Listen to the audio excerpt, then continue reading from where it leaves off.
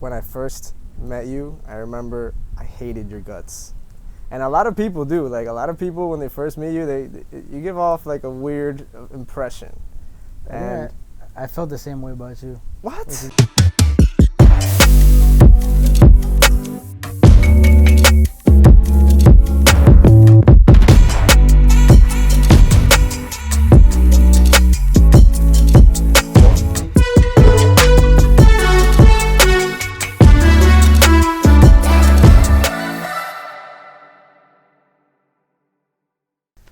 How you doing, guys? Welcome to the Wave Podcast, the Entrepreneur for Creatives, the podcast for creatives and entrepreneurs. My name is Alex Franco. And I'm your boy, Danny. That's my boy, Dan, over there. And today, we are reporting to you live from the great outdoors. We are outside, and Dan, he's putting his life in danger just so he can bring this episode to you guys. Took the necessary precautions, for sure. But I mean, every day we leave the house, we're kind of like in danger of catching it for the first time or catching it again. I don't know how those antibodies work. For those of you guys who are not aware, I must confess that the coronavirus caught me slipping. It has infected my cells, and I mean, it feels weird because I literally have zero symptoms, not one symptom. Oh, I have one symptom, actually. I noticed it because my sense of taste was gone. But that was quick, no? It lasted like 3-4 days. It was the weirdest thing because we were having breakfast on Father's Day, and my sister ordered these French toast pancakes or something like that, or the cinnamon toast pancakes. And if you know me, you know that cinnamon is my favorite thing in the world.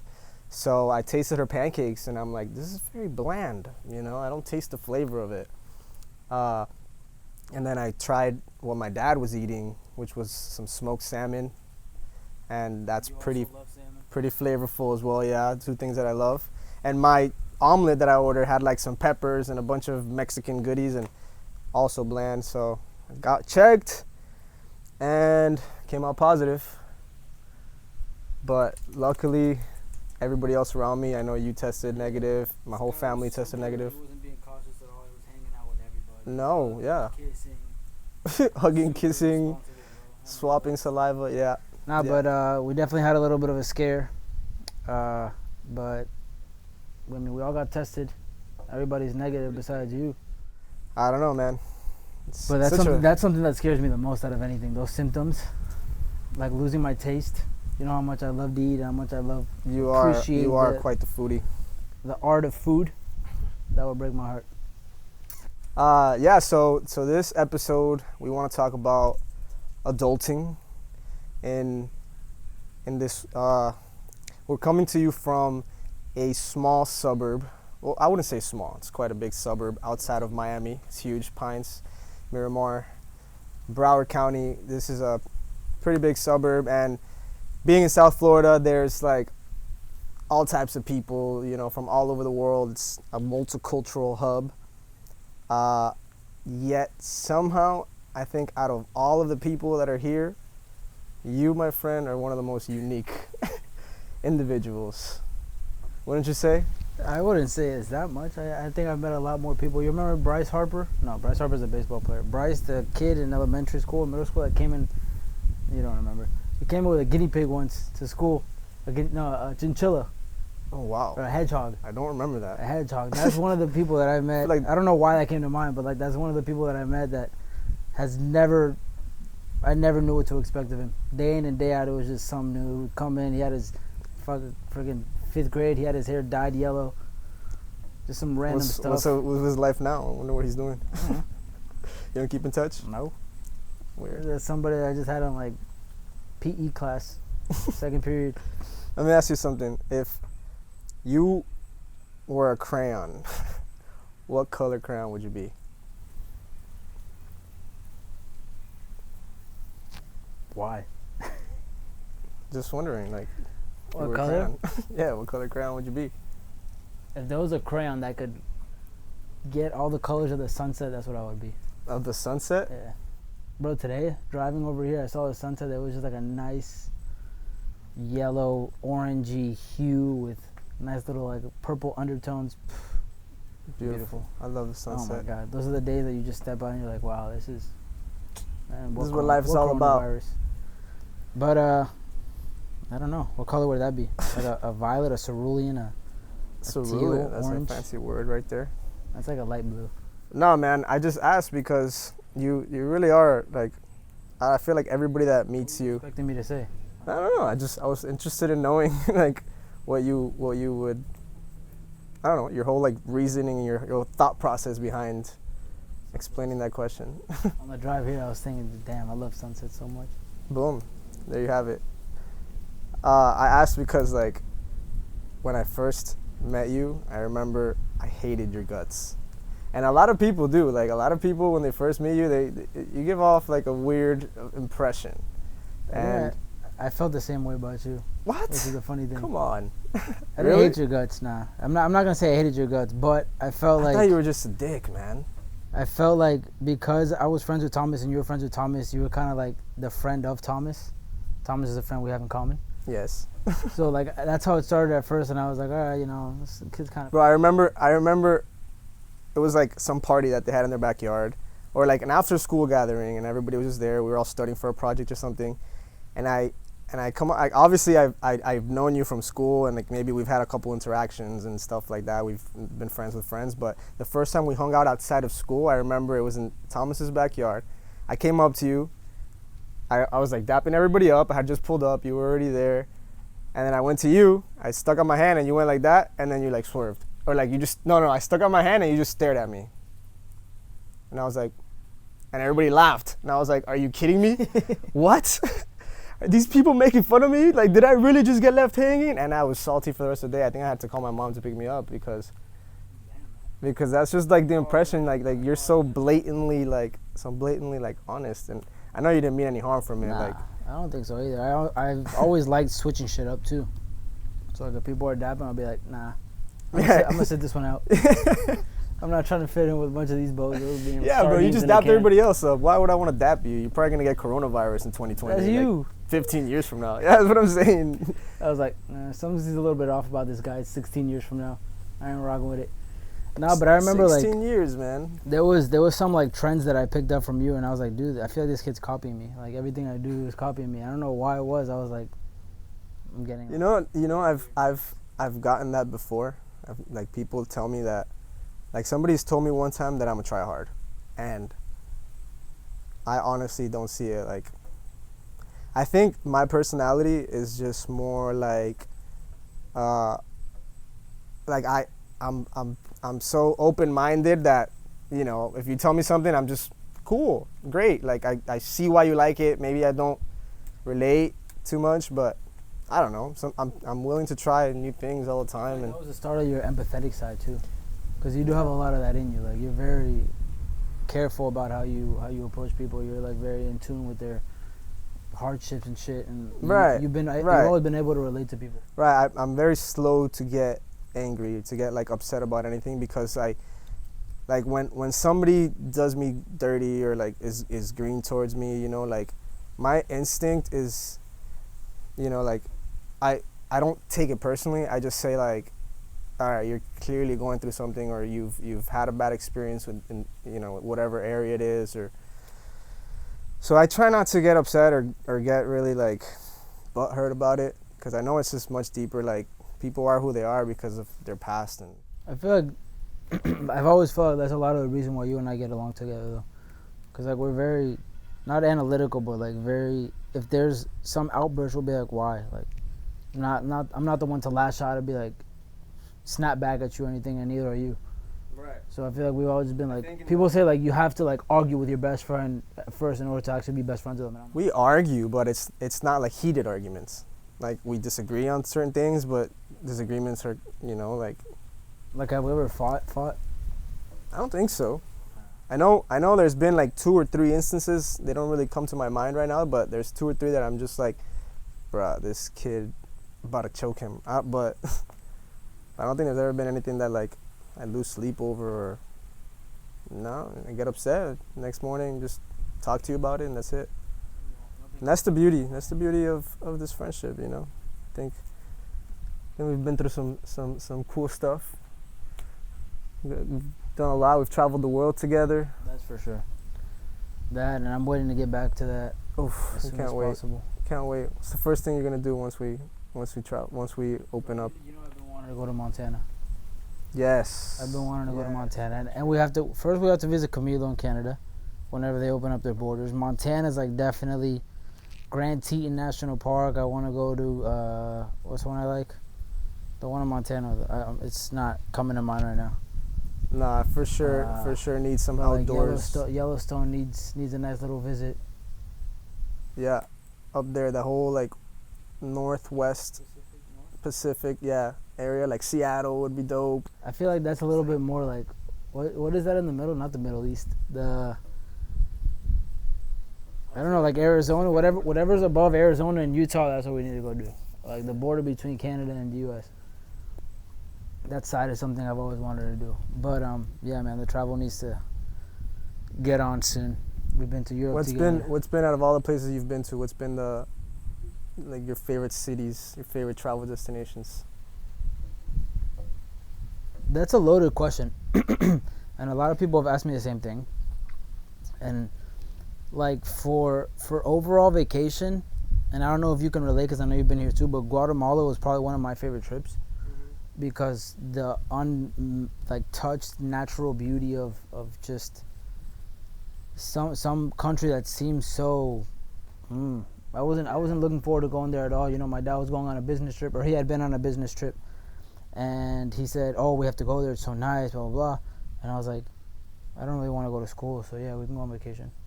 So I went, and like we were in the mountains, we were on a lake where I had no service for my phone, and like it really like forced me to be with my family and just chill and not even like try and get on my phone, or not even bother for like a full, I don't know, 4 or 5 days. And I was like, you know, this is amazing. The solaceness that I had on the boat that we were on Lake Atitlan, I think. Super fire up in the mountains. So more than just like the country itself, you like the togetherness of being with the family. That and like just the natural beauty I had, and like whenever we would go on vacation, it would be to like Cancun or Punta Cana or like all inclusive resorts that would just like, you're there and you're having a good time, and food's free. They would sneak me alcohol. That's how I got these tendencies. No, I'm just kidding. That's why you are. Water, that's why you are how you are now. This is water or vodka. But just that trip overall was just like an awakening to like what else was out there in the world more than anything. Yeah. Like if there's this much beauty in like a country like Guatemala that I'd never thought of it, like what else is out there? That's honestly how I felt when I went to Bali, because I went to Bali before it started popping off on Instagram and everybody was going, and you know, all the vloggers and stuff would move over there, and Nina, my ex, she's like, let's go to Bali, and I was like, Asia, like what am I gonna do over there? Like I'm not really about. And she's like, I'll pay for your flight. Like, all right, let's do it. So we went to Bali, and I think that's the greatest country I've ever been to. It's just Bali's the people, the views, Indonesia, my bad. Just everything about that trip, man. Like, first of all, like the fact that the cost of living over there is, bro, like for the dollar here, you're a freaking millionaire over there. So, you know, we were just living like kings, eating as much as we want, staying at all the nicest villas and renting scooters and just zipping around, and like that was just such a beautiful. I wonder, compared to time. To how Guatemala is, how like the currency fares over there, because I know Guatemala was super cheap and it was like $3 and you have a full ass just with a nice. I think it's Guatemalan like beer for currency, like the exchange rate might be similar, you know you like as far as getting your dollar's worth, but I think Bali is just more geared toward tourism. They have more of like the villas and like the I don't know, like the whole like luxury. They give you the full like luxury experience, you know. For the low too. It's like you're living on Groupon. Yeah, it's like I'm my goal within the next year or two is to have SevenSeas Media like fully sustainable without me having to be there, so I could just work from Bali and maybe just live there for like 6 months. That's honestly I know what you keep bringing that up time and time again, bro. Let's work from there. That's the goal, man. Maybe in a year or something we can definitely make that happen. But while we're working on something like this, and that's the beauty of like the realm of possibilities that you can do as an adult, really. You know, before when we traveled before, it was kind of like in between semesters or like during school or something like that, and it was kind of like, you know, we were still living at our parents' house, so we could not worry about losing rent or something, the expenses and all that. But we could take, when we went to Europe, it was a month. You know, you were there for 2 weeks, and then I met up with you for a week, and then I was there for another 3 weeks by myself. That was a good trip. The experience of that trip was probably one of my favorites. It was like so much undiscovered stuff. That was the first time I went to Barcelona. I went by myself and I had a blast. Staying in a hostel. All right, let me kind of like bring us back on track, because right now we could talk. I know we could talk for hours about like traveling and vacationing and all that stuff, because that's what we're passionate about doing. But on that note, I want to talk about like how we, you know, over the past couple of years have been transitioning into adulthood, into working a full-time job, being sustainable. You know, we're considering, well, not considering, we're looking into moving out of our mother's homes by the end of the year. That's our goal, and we're pretty much close to, you know, we're kind of just waiting it out, waiting for this whole pandemic to kind of settle down so we can really know how the economy is like. Yeah, it's a little murky what it is right now, so it's hard to make like such a deep decision right now. But you know, when stuff clears out, there's definitely some right. decisions that no, we're ready. made. We're ready for it, and I kind of want to talk about that. You know, we have like a couple minutes left in this podcast, and I want to kind of bring some value to the audience, because, like we said, we've had a very interesting and I would say blessed upbringing. Like ever since I met you, we've basically lived a life that I know tons of people out there like would just dream of. You know, we've traveled the world. We have so many stories. Take that like for granted sometimes. I can definitely speak for myself. I can take that for granted sometimes. Right. And when I see such beauties like that, I say, you know, like this is. No, we've definitely. I definitely. This isn't something everybody can experience. And I think that's why when we went to New York recently and we thought that plane was gonna go down, we both looked at each other and we were like, we're ready. You know. I've always said that. My mom gets super pissed when I say this, because I'm like, if I were to die right now, I'm not saying I want to. I'm not saying I'm like, it's the first thing I want to do tomorrow. Yeah. Like, oh, let me go die at like around noon. Let me go get a nice brunch or something. Let me set my alarm for death. But like, if I were to die right now, obviously I have a whole life to live, and like, who knows what amazing things can happen. But yeah. I'm for sure. That's what I'm saying. Like, I'm not that so I say I'm satisfied. Ready, but I've lived something that like a lot of people haven't. Yeah. And it's not even like having a leg up over them, but it's I've seen a lot of things that I never thought I would, and like I'm content with what I've done. I've had like great relationships, great family. I love my family. I've done a lot of traveling. So many family trips. That's one thing I admire about your family and my family. Like, we've always valued the importance of family time, and like for us, family time is just getting away every year. I know your family does it. You guys are always flying to Europe and, you know, all around the world, and so is my family. And apart from that whole family, like, we've gotten a lot out of our family. We've have some crazy stories together, from like you scaling a balcony on like a 30th floor just to like sneak into a hotel room, and getting kicked out of our apartment in Europe, and like there's just so many stories and like so many things that we've already lived through that I want to know. I've done some stupid shit. And yes, we have. And I think over the past like year or two, like while we've been starting this business, we've kind of shifted out of you know, we still like to adventure, we still like to go out, and we still like to have fun, right? Live life to the fullest. But at what point do you think you made the switch from like being, you know, can I ask you that first? Because I feel like I have a lot, like a more slap in the face that I took to get to that. So that's something I wanted to know about you going into this, like, because I remember like growing up in high school, you know, we were having fun, we were doing all this stuff. Like, I thought you weren't trying as hard at school, and like not because of that, but I you know, I was there more for a good time. Like high school. Let's start with high school. Like I was there for a good time. I was chilling. I was having fun. I wasn't getting the best grades. I wasn't really trying. I wasn't studying, but I was doing my homework. And whatever happened. It was like C's. Anywhere from B to D. Like I never stressed that. But I was the same way, bro. That's what I'm saying. And so like you and I were on the same page. Not that we planned on it, but we were. Right.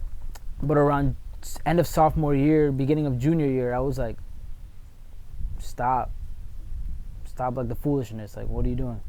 This isn't something that I was like, it's this year and that's it. It started off as last year and then it's this year and like next year's not gonna be the same. I can't do that. So I wanted to know, like, it was like around that time that I feel like you and I both kind of like with school, we kind of like snapped into place. But like, where did you make the jump from? Like you were asking me, where did you make the jump from like being a kid, just like having fun and all that, to like planning for your future, planning for. Honestly, like I can't say it was like one single event. To be honest with you, I think even throughout high school, I never snapped out of it. I think like even up to college, I was being reckless, to say the least. Definitely like even my sophomore year of college, like when I rushed the fraternity, I was being reckless. I was not paying attention to my grades. I was flunking a lot of classes, which I ended up having to retake a lot of them. But I think what really made the switch into like that adulting mode was when I discovered what I was like truly passionate about, right? So I would say it's the business, like, but I knew I've always wanted to be an entrepreneur and I've always wanted to start my own business, but I never knew what it was, right? Like I always thought it could have been something, working with my dad and then branching out from there, or maybe I'll become a YouTuber, right? Or whatever. But that's how it started. You were working with your dad at your dad's company. I remember high school, you were doing the internship. But I hated it. I hated it. The whole 9 to 5, sitting at an office, like filling out paperwork and making phone calls at people that I don't want to be talking to. Going straight from school to work. I hated that, and I think it's after I graduated from college that I was like, all right, it's now or never. It's like this year I have to figure it out. I have to start making money, or I'm gonna be stuck in that 9 to 5, which I've dread. I worked 2 or 3 different 9 to 5 different companies. Yeah, we've talked about this. Like you dreaded it. As soon as you graduated, you got a job, and it was. So I think it was just like that being thrown into the wolves, I guess, that really just made me say, like, if I don't get rich this year, I'm going to be working for someone else my whole life, and I'm going to hate my job, and I'm going to be miserable, and I'm going to commit suicide and die. So it was like, doesn't sound like a plan. It's not a move. It's not the flex for sure.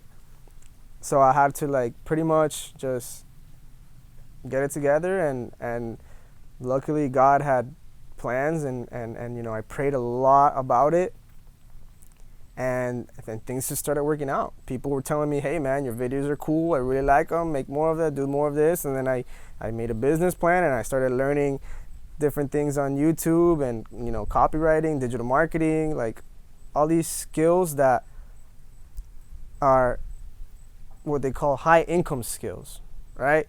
And anybody can learn them. And me, who was a freaking college kid, failed 2 years, horrible GPA in high school, like I learned them, and I'm literally making money, like a good amount of money doing them. And I'm passionate, like I don't feel a single day that I'm working. Even though the days can be a lot longer than your days at the 9 to 5, but it's. Oh yeah. 9 right to 5. Now, for sure. I remember like when you started working, you would go to the gym, you'd go to work, and you'd still have time to come home and chill. I know days where you wake up at 7, you go to the gym, you're home by like 9:30, working by 10, and you're on the computer till 2, 3 in the morning. Yeah. Like those are those days. Those are like.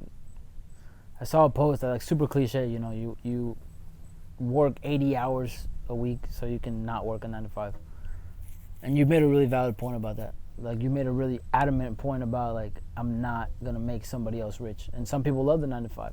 Jose loved the 9 to 5. Ivan loves his 9 to 5. Right, but I think those people they don't like for example Jose, which we had a but the thing is, show with him last year. I felt like I wasn't making episode. A difference at my 9 to 5. Maybe you didn't feel like you were making a difference. They do. Exactly. They feel like they're helping people out. They're right. getting that face to face. Right. They don't see it as they're making money for somebody else. They see as in they're working as a team. You know, that business owner. Obviously, Llama's working for somebody else, but that person who he's working for, he's that business owner who has his vision, who's kind of like, you know, a good leader motivates his team, motivates his employees to be happy, to find purpose in what they're doing. You know, and I feel like I've been able to do that with you and with Nati. Like, you guys are happy. Like, I've given you like something to do where you're happy doing it. Nah, you definitely, like, I've told you this before. I commend you and, like, you take the reins, not because you feel like you need to, but because, like, that's your natural born instinct. Kind of like you're thinking about delegation. You're thinking about how to, like, work things out, kind of like semi-play chess instead of checkers, and plan for an ulterior, like, move years in advance. But, like, going into the same question, I mean, you've been there through, like, literally everything in my life. And I'm sure people know this, but one thing that kind of, like, snapped me and slapped me in the face and, like, woke me up was, you know, during college, I was doing my thing, studying-ish. Kind of just, I realized that if I really paid attention, I didn't really have to study. Obviously, like, there's some teachers that didn't make that happen, but if I really paid attention in class and in the lectures and all that stuff, then I could just, like, apply myself and use my common sense to not really have to study, and I would do good, you know, A's and B's, got grades, got a good GPA. And then in 2015, when I lost my dad, that was like a huge blow. It was a huge slap in the face. It was a huge awakening. It was like, you know, such a awesome safety net that I had around me the entire time, my entire life. It's not always gonna be that way. It was like a very real realization. It was a sudden, like, out of nowhere. That was coming off the best vacation we had. We were in Europe. As soon as I got back, I had a friend in Haiti. Said, "Yo, come visit me in Haiti." I was like, "I'm there." Within the week, I was over there in Haiti, and as soon as I came back, they're like, "Hey, your dad's not feeling too good." Da da da da. That was a fly. I'm not crying. That was like mid-August. I think August 10th, 11th, 12th, something like that. And my birthday was 2 weeks from then. So it just seemed like everything was going to be going good. It was like at the highlight of my life so far, and then that happened. You know, seeing my mom struggle through that and, like, spiral about that, it kind of, like, it led me to step in as the only remaining guy in the family. It led me to be like, you know, like, I have to provide. I thought I was going to be, like, stuck in that 9 to 5, and I thought I was going to, like, just dive into that and you know, get rich or, like, start making good money that way. But that wasn't so much the case. But I mean, that sense of looking out for the people around me, and especially my family, that was, like, awakened within, like, a week of that happening, of my dad dying. So it was, like, almost suddenly, you know, it was really tough nights, and I would be like, if I don't do this, like, well, who knows what's gonna happen in the family. So that kind of, like, woke me up, and that kind of, like, lit a fire under my butt. And as soon as I graduated, I don't know if who knows the story, but as soon as I graduated, you know, started working that job that paid me well, hated it, and that's what led me to what we're doing. Let me ask you something. Would you say that it takes like a like sudden life event, or, like, you know, back to the wall? Because that's how it was for me, and that's how it was for you. Like, and there's a point in everybody's life that happens, like, where your back's to the wall, where you're forced to either thrive or go down. What do you think, or what would be some good advice for somebody, like, who's back against the wall and, like, doesn't just see that opportunity, maybe like you did, or like did you see an opportunity? Like, how did you so end up when you say now? Like, back to the wall, I think there's two ways that can happen. Either life, like, kind of pushes you back and you have to make a decision on the spot, or you have to, like, analyze and react quick, or you can have the self-realization and, like, the consciousness to take a step back. because I was living, a day at a time, and I was just having fun and traveling and working, saving up money so I could travel. And I never really kind of like stopped and analyzed, took a step back and like said, all right, so what's going to happen now? Like, what am I going to do?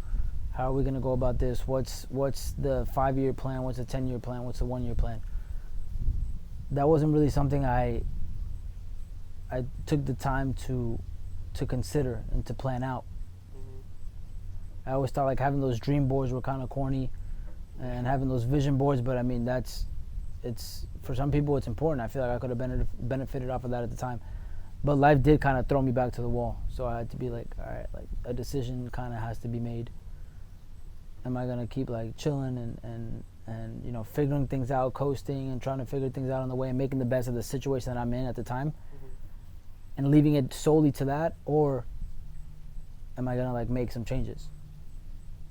And I think you can make those changes and still adapt. I mean, I think that's what life's all about, where you have a plan and you adapt. You see what the next step is, kind of like what Nati was saying on the other time. You're gonna have a step illuminated in front of you, and that's when you figure out what the next step is, and what the next step is, and what the next step is. So I think for me, it was a big life event. It was a big slap in the face. It was a rude awakening.